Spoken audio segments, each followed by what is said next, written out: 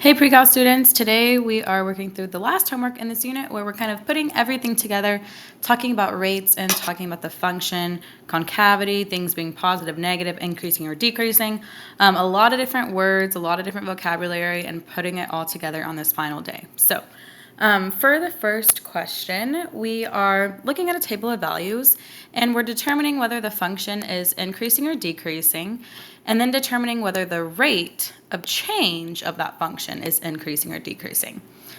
All right, and then once we do that, we're going to state whether our graph of our function would be concave up or concave down. All right, so lots of things going on. First thing is identify whether the function itself is increasing or decreasing.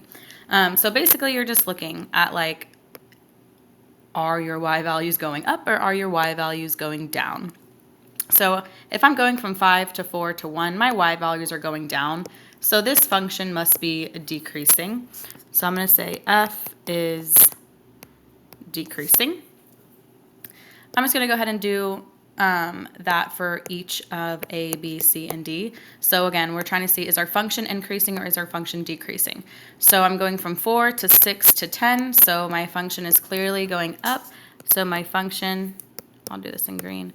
My function is increasing because my y values are going up. From 7 to 4 to 3, that is going down. So my function is decreasing. And last but not least, going from 5 to 7 to 9, our function outputs are going up. So f is increasing. Cool. So we did the first part of the question. We've done this part. The next thing is not talking about the function, but rather the function's rate of change. So I want to see now, is the rate of change increasing or decreasing? So if I look at the average rate of change, remember that's the change in y over your change in x. So my y value is changing by going down 1. My x value is going up 2. So down 1, up 2. My average rate of change is -0.5. Looking at my next interval from 4 to 1, that's a change in y of going down by 3, and my x's are going up by 1. So my average rate of change would be -3/2. And that makes sense that we are getting negative average rates of change, because getting a negative average rate of change is why our function was decreasing. But now I want to determine what's happening to my rate. So how is my rate changing from going from -0.5 to -3/2? Well, that's like -0.5, and that's -1.5. So it's getting more and more negative, right? Going from -0.5 to -1.5, that would be a decreasing rate. So I would say the rate of f is decreasing for this first table. Let's do the same thing for my next table. So again, I'm going to find my average rate of change. So change in y over change in x, I'm going up by 2 when I go over 2. So my rate of change is essentially 1. My rate of change on the next interval from 6 to 10, my change in y is going up by 4, and my x is going up by 2. So that rate of change is essentially 2. So that makes sense. I got positive average rates of change. That's why my function itself was increasing. But let's see what's happening to the rates. Are they increasing or are they decreasing? Well, going from a rate of 1 to a rate of 2, right? 1 to 2 means my rate is increasing. So my rate of f is increasing. And again, all of this covered in the notes. So if you haven't watched the notes video and you're already kind of getting lost on this homework video, make sure you go back and fully understand the notes before trying to attempt the homework. All right, next one, my average rate of change. Again, change in y over change in x. My y's are going down by 3. My x's are going up by 2. My y's are going down by 1 when my x's go up by 2. So again, makes sense that we got negative average rates of change because we knew our function was decreasing, so it should have negative slopes. And let's see how my rate of change is changing. Well, going from -1.5 to -0.5, it's getting less and less negative, right? So -1.5 up to -0.5 is going to be an increasing rate. So the rate of f is increasing. And last but not least, finding my average rate of change of table D. Again, change in y over change in x, so I'm going up by 2 when I go over 2, so that slope is essentially 1. And going from 7 to 9 over 2 spaces, so I'm going up by 2 and over by 2. So what is going on to my rates of change here? Well, my rate of change is 1 and my rate of change is 1 again. So my rates of change are not changing. They're not increasing nor decreasing. So I would say my rate of f is constant. It must be a linear function if the rate of change is constant. Okay, so we've answered what is happening to the rate of change, whether it's increasing or decreasing, or like in this last example, it happened to stay constant. It wasn't increasing or decreasing. It was a constant 1, which means it's linear.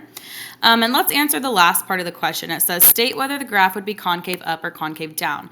And remember, your graph being concave up or concave down comes from if the rates are increasing or decreasing. So if my rate is decreasing in this first example, that means my graph is concave down. For the next example, my rate was increasing. So if my rate is increasing, that is synonymous with my function being concave up. Same with the next example, the rate was also increasing, so my graph was concave up. And on the last one, my rate of change is not increasing nor decreasing, so we wouldn't call it concave up nor concave down. We would say this is a linear graph. So kind of a trick question, I guess, on that last one, table D. It's not concave up nor concave down. Okay. Now we have a table of values, and notice our table of values is giving us different intervals of x, and it's telling us about the rate of change on that interval. So the rate of change is negative, not the function itself. The rate of change, or the slope, is negative. The rate of change is increasing, not the graph necessarily itself, but the rate of change. So this is telling me about concavity. All right, and we had a very similar example like this in the notes today. So when is my function g increasing? Notice it does not say where is my rate increasing. It says where is my function increasing. So remember, my function increasing means my rates are positive. So I need to find where are my rates positive. Well, my rate of change is positive here and positive here. So that would be between 4 and 6, and also the intervals between 6 and 8. That's where my rate of change is positive, so that's where I'd have a positive slope, so my graph is increasing. Next question says, where is g decreasing? So where would my graph be going down? Anywhere it has a negative slope, so my rates need to be negative. My rates are negative here and here, so that would be when x is less than 4 and when x is larger than 8. All right, next question is talking about concavity. So is my graph of g, where is it concave up? So remember, concave up corresponds to rates increasing. So I need to find where are my rates increasing. That would be here, here, and here. My rates are increasing, so those are all the places where we are concave up. So that would be when x is less than 4, and when x is between 4 and 6, and when x is greater than 8. Those are all the places where my rates are increasing. Therefore, my graph is concave up. Where my graph is concave down, on the other hand, would be where my rates are decreasing. So remember, concave down is where your rates decrease. And the only time that my rates are decreasing is between 6 and 8. At what values of x does g have a maximum?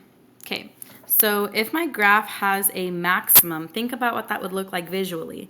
A maximum would look like this. That's when my function, when my graph changes from increasing to decreasing, so that's when my rates are changing from a positive rate to a negative rate. All right, so we're looking for where does my rate change from positive into a negative rate, because that's what would create a maximum.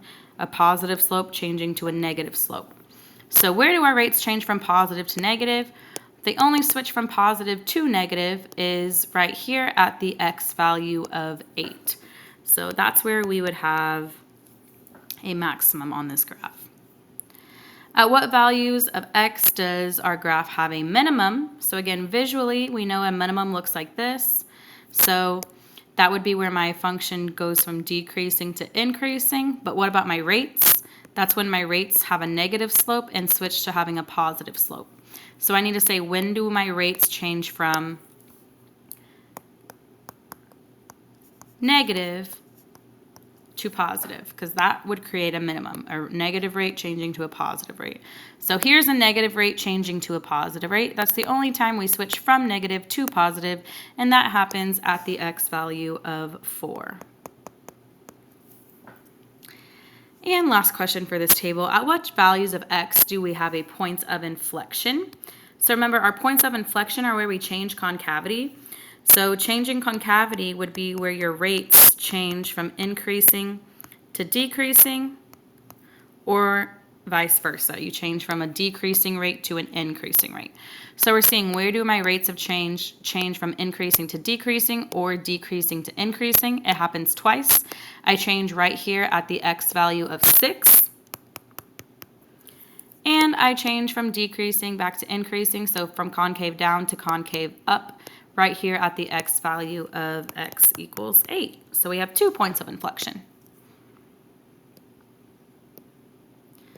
All right, going to our next example, this is something we're going to have to use a calculator for. So if we go over and graph our function, let's see what we are working with.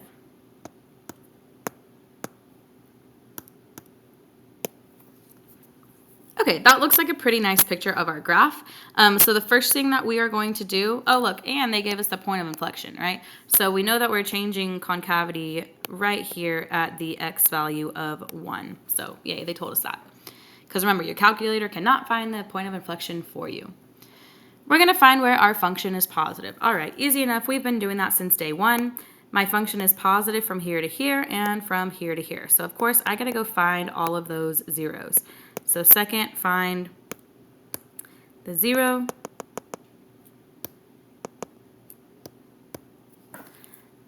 And I'm going to go make a note of this 0 over on the side. So my 0 is at negative 0.879385. And my second 0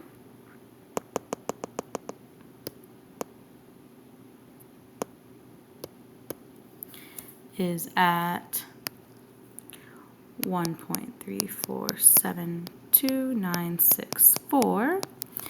And last 0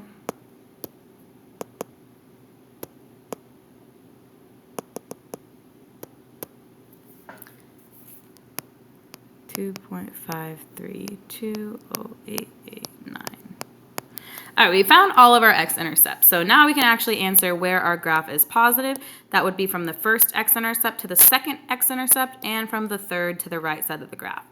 So we are going from negative 0.879 to 1.347, and also from 2.532 to a positive infinity. All right, find where f is negative. Well, our function is negative from the left side of our graph until the first 0, and also between the second and the third x-intercept. So we can say from the left side of our graph until the first x-intercept, and also between the second and the third, so between 1.347 and 2.532. So that kind of seemed like a flashback to day 1 type of question. But here is our day 3 type of question. Where is the rate of change positive? Okay, so my rate being positive means my graph itself is increasing. So where is my graph increasing? Like, where would I have a positive slope or a positive rate of change? That's from the left side of my graph until this maximum and from this minimum to the right side of my graph. So I don't know where this maximum is yet. I don't know where this minimum is yet. So let's go second trace and find them. So go find the maximum.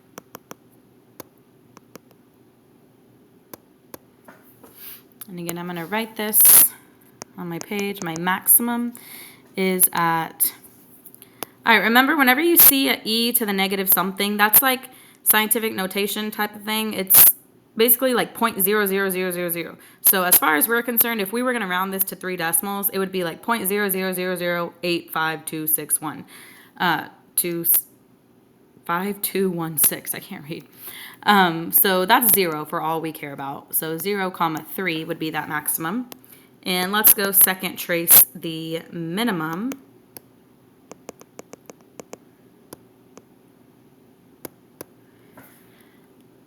And that minimum is at, well, 2.00002. That looks a lot like 2 to me, comma, -1. So we have our max and we have our min. Again, our question is saying where's our rate of change positive? So we're looking at the positive slope. That's from the left side of our graph until that maximum. So that would be from -infinity until an x value of 0.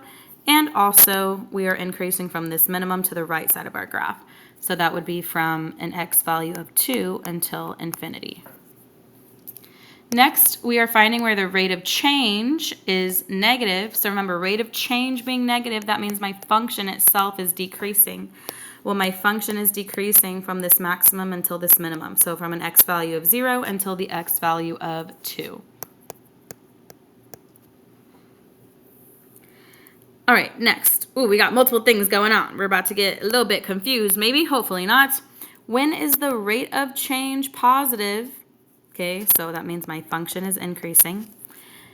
And when is my rate of change increasing? So my rate of change increasing is talking about concavity. I'm going to be concave up. So I need to see where my function is going up, where it has a positive rate. So where's my function increasing and concave up? Well, my function's increasing from here to here, but it's concave down like a frown there, so that's not good. My function is increasing from here to here, and it is also up like a cup there. So from this minimum until the right side of my graph, we are both increasing and concave up. So that would be from 2 to infinity.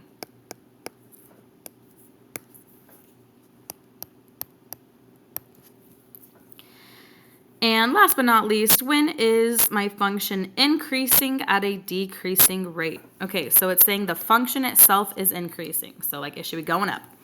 But it's at a decreasing rate. So it's going up, but it's concave down. So if I look at my graph, it's increasing from here to here, and it is concave down like a frown. So that's from the left side of my graph until this maximum. So that would be from -infinity until the x value of 0. And my graph is increasing from here to here, but it's concave up there. So I can't answer that because it's asking for where it's concave down. So only from -infinity until 0.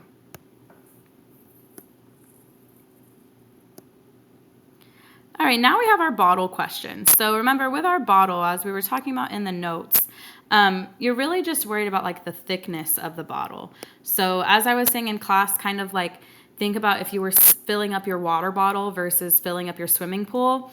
If you're filling them with a liquid, like your water bottle is going to rise, like the depth of the water is going to rise a lot quicker than the depth of your water of you filling a swimming pool. So the skinnier the bottle, right, like the skinnier the bottle, the faster or like the steeper the rate that it's going to fill up. But the wider the bottle, or like think about like a really wide swimming pool, the slower it's going to take for that depth of the water level to rise. So each of these different looking bottles are filled with water at a constant rate. Sketch the graph of the depth of the water in the bottle. So starting off with this ink bottle, I can see that this ink bottle is starting off at a wide constant width. So constant width means I'm going to have a perfect straight line. And since it's wide, it's not going to be that steep of a rate. It's going to fill kind of slowly. Then we get a little bit narrower or a little bit skinnier. So it's going to be filling up slower at the bottom of this pink part. But as we get to the top of the pink part, it's going to be filling up a lot faster. So our slope should look a lot steeper. That means our graph is going to kind of look concave up, right? Like it's a little bit slow here, but then it gets a lot faster the skinnier that it gets.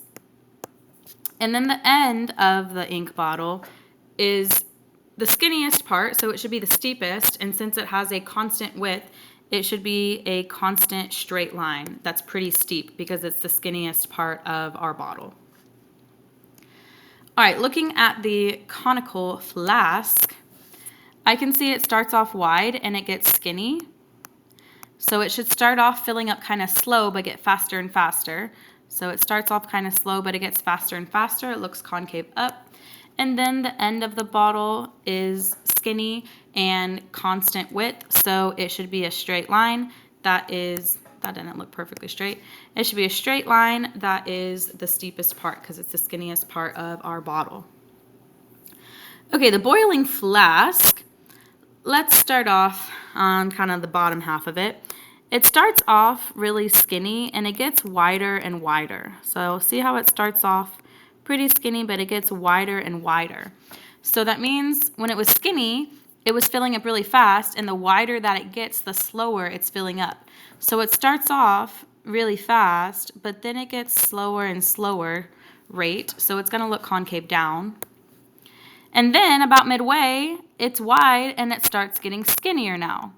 Okay, so it was filling up slower, but now it's getting skinnier, so it's going to start getting a steeper and steeper rate, right? Wider to skinnier is going to be slower to faster. So it's slow rate and then it's a faster rate.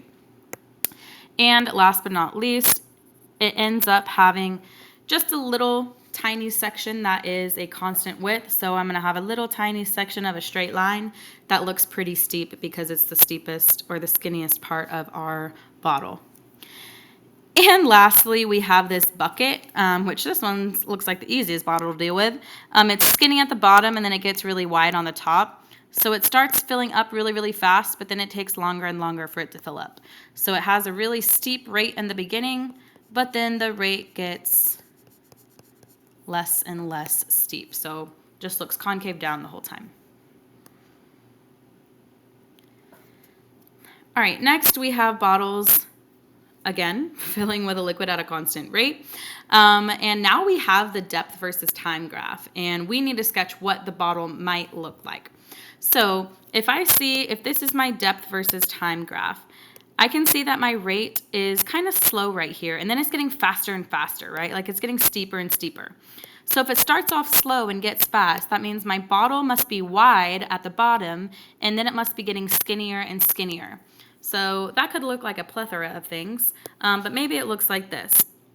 Wide at the bottom, and then getting skinnier towards the top, because the top has a faster rate, so it needs to be the skinniest part of the bottle. For this one, my rate starts off really steep, but it gets less and less steep, right? This is concave down. So I should start off a steep rate or a steep depth versus time graph means my bottle starts off very skinny, but then it gets less and less steep, so it should get wider and wider. So it starts off skinny, but then it gets wider and wider. So that could be kind of like our bucket example. For C, I kind of got multiple things going on. First of all, it starts off at a slow rate, but then it gets steeper and steeper. So slow to fast means it's wide and then it gets skinny. So I can draw something that starts off wide at the bottom, but then it gets skinnier. And then it kind of switches. Look, we got like a little point of inflection here. Our graph is steep and skinny, but then it gets less and less steep. So we're saying our bottle is skinny, but then it gets wider and wider. So it might look something like that. Next, we have this straight line right here. So I have to have a bottle that has like a constant width. The width is not changing there. But then I have another straight line that's even steeper than that one. So it's filling up even faster. So that just means the width of my bottle must be skinnier there because it's filling up faster The depth is rising faster, but it's still constant because it's a straight line. So it needs to be a constant width right there. All right, E, we got a lot of things going on, so let's pick this apart. Well, my graph starts off concave up, so slow rate, but it's getting faster and faster, right? Like my rates are increasing. So it should start off kind of wide at the bottom, but get a little bit skinnier and skinnier. And then my graph goes like concave down. So it's really fast right here. My bottle must be skinny, but then it gets less and less steep. So my bottle must be getting wider. So my bottle kind of goes out like that. And then it gets concave up again. So my bottle is kind of slow, but then the rate's getting faster and faster. So it's wide, but then it gets skinnier and skinnier. So it should come back in. And it looks like this ends like kind of like a straight line. So I'm going to say the bottle kind of ends with maybe a constant width right there, since that looks like a straight line to me. So the width should be pretty constant and skinny since it's kind of steep. So there's a funky looking bottle for you. Okay, now we have this new graph, and it's shown here.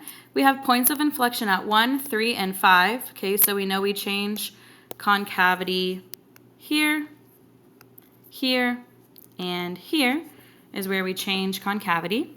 For each of the following intervals, we are going to determine if the rate of change is positive and increasing, positive and decreasing, negative and increasing, or negative and decreasing. So this is kind of like our word bank. We're going to answer either positive, negative, increasing, or decreasing about the rate of change. So let's see. From 3 to 4, I'm going to highlight that on my graph here. From 3 till 4, that is this little section of my graph from here to here. First of all, is my rate positive or negative? Well, my function's going down. That's a negative slope the whole time. So my rate of change is negative. And the second part of the question is your rate of change increasing or is your rate of change decreasing? Remember that comes from concavity. So on this orange section, my graph is clearly concave up like a cup. So that must mean that my rate is increasing. So we've answered the question. Our rate is negative and increasing. So negative and increasing would be our answer here. Okay, looking at the next section of our graph, we are looking at the interval from 1 to 2. So I'm going to highlight that here in red. We are looking specifically from 1 to 2. First of all, what is happening to my rate of change? Well, I'm on a positive upslope because my graph is increasing. So that must mean that my rate is positive because it's a positive slope. And is that rate of change increasing or decreasing? Remember, that comes from concavity. This little sliver of our graph is concave down like a frown. So that must mean that the rate is decreasing. So we chose positive and decreasing for that interval. For my next interval, I'm looking at 8 to 9. So from here to here, my rate of change must be negative because my graph is decreasing there. All right, it has a negative slope, so my rate is negative. And for concavity, that is concave down like a frown. So my rate must be decreasing. So our answer here was negative and decreasing. And lastly, we have the interval from -1 to 1. So that would be from -1 to 1 right there. Our graph is increasing that whole time, so it has positive slope. So my rate must be positive. And it is concave up, so my rate must be increasing because that is synonymous with our graph being concave up. So our answer on this one, positive and increasing. Our rate of change is both positive and increasing. All right, looks like we are entering another calculator question, and these are the super tricky ones, okay? So questions like number 7 are super tricky. It's like the one we did in the notes because they're giving us a rate of change equation. They're not giving us our actual function. So we're gonna go type this in the calculator, but first let's read our question. The rate of people entering a store is modeled by our function r, and it's only existing between times 0 and 16, where this, again, this is our rate of change. Like, they're not even giving us our actual function equation. This is the equation of the rate, where my rate is measured in people per hour. T is the number of hours since the store opened. Our actual function, n of t, is the total number of customers in the store. Notice, we don't even have an equation for our actual function. We only have an equation for its rate. Based on the model, we're going to answer these questions. So on what time interval between 0 and 16 would our function be concave up? Well, first of all, let's type in not our function, but our rate of change of our function.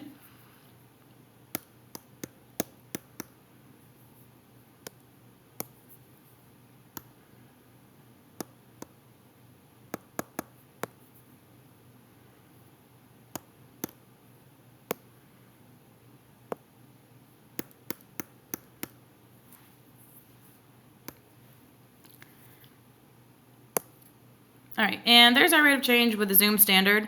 However, we must update our window to only see between time t equals 0 and t equals 16 because that's where our graph exists. So we must change this to 0 and 16, nothing else. This is the only part of the graph we are allowed to look at. Okay, so on this interval, where would our function be concave up? Again, this graph over here is not our function n. It is the rate of our function n. So where would my graph of function n be concave up? Well, that must be where my rate is increasing. Because remember, your rate increasing corresponds to your function being concave up. So since this is my rate graph, I need to find where this rate graph is increasing. So from here to here and from here to here. So let's go find this maximum.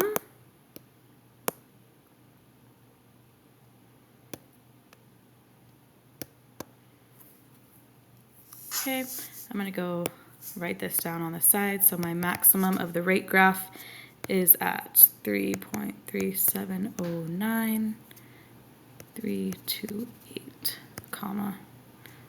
I know I don't care about the y value, so I'm just going to write down a number because we don't care about the y value. That's our maximum.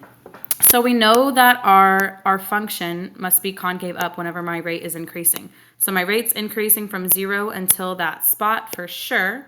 So that would be from 0 to 3.371 if we round it. And also, my rate is increasing from here to here, so I got to go second trace and find that minimum.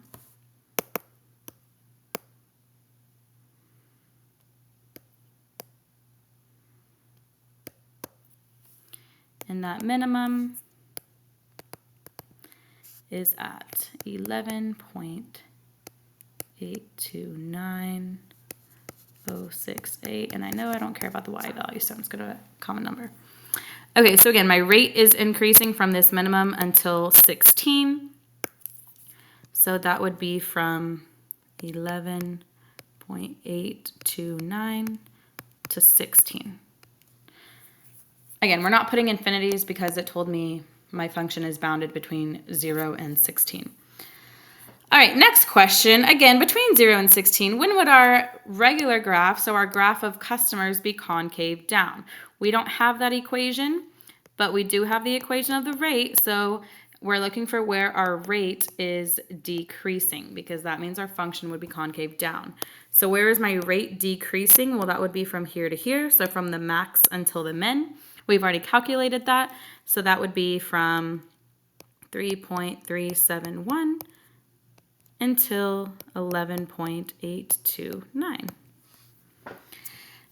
At what t-value does the number of people in the store change from increasing to decreasing? Again, it's asking me about my normal function, my number of people in the store. I don't have that equation. So how would I know when it changes from increasing to decreasing? Well, let's visualize. Changing from increasing to decreasing, that would definitely be a local maximum. But if I don't have my equation, how would I find that local maximum? Well, changing from increasing to decreasing means my rate is changing from a positive rate to a negative rate. So I'm looking for where is my rate changing from positive to negative, where my slope changes from positive to negative. Well, good thing we have the rate graph over here. We can clearly see where this rate changes from positive to negative, right? Where my rate changes from above the x-axis to below the x-axis. That would happen right here at this x-intercept. So second, trace the 0. Where do I change from positive to negative? Right here. That happens at time t equals 8.7765272 hours. And of course, that would indicate a local max.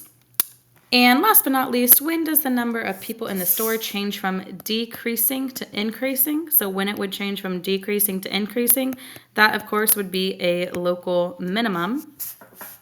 But when does that happen? Again, we do not have the equation for n. We only have the equation for its rate. So we have to look at this in terms of rates. I'm looking for where my rate changes from negative into positive. So I need to look on my graph. Where does my rate change from negative to positive? Well, this is my rate graph. Where does my rate graph change from negative to positive? That would be right here. So I'm going to go second, find that 0.